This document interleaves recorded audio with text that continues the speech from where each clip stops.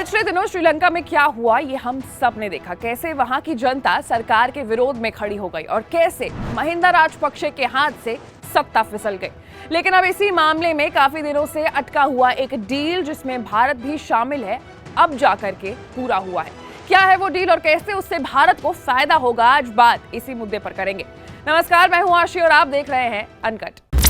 According to report, Sri Lanka ने 2 लंबे समय से पेंडिंग प्रपोजल्स को मंजूरी दे दी है, जो कि जाफना को तमिलनाडु और पुडुचेरी से जोड़ देगा। Flights from Jaffna to Tiruchirappalli in Tamil Nadu and ferry services from Kankesanthurai in Jaffna to Karaikal in Puducherry. तो basically the aim of the project is दोनों देशों के बीच फाइनेंशियल रिलेशन को बढ़ावा देना और श्रीलंका के नॉर्थ में फाइनेंशियल एक्टिविटीज को बढ़ावा देना, जो कि वॉर का सेंटर भी था।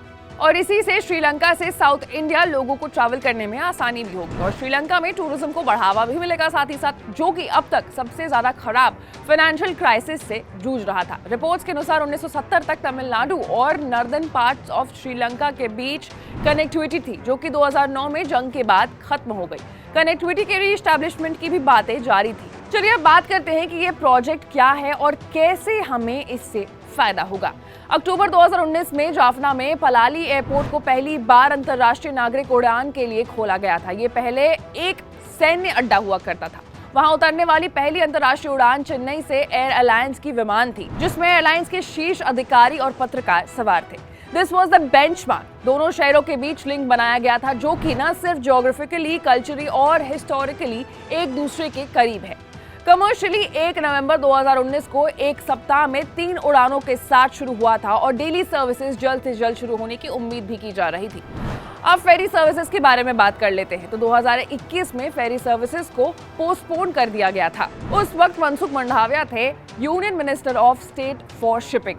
तब उन्होंने कहा था कि प्रोजेक्ट एक पब्लिक प्राइवेट पार्टनरशिप यानी कि पीपीपी के आधार पर होगी, जहां ऑपरेटर सेवा चलाएगा, कराईकल पोर्ट फैसिलिटेटर होगा और राज्य और केंद्र समर्थन देंगे।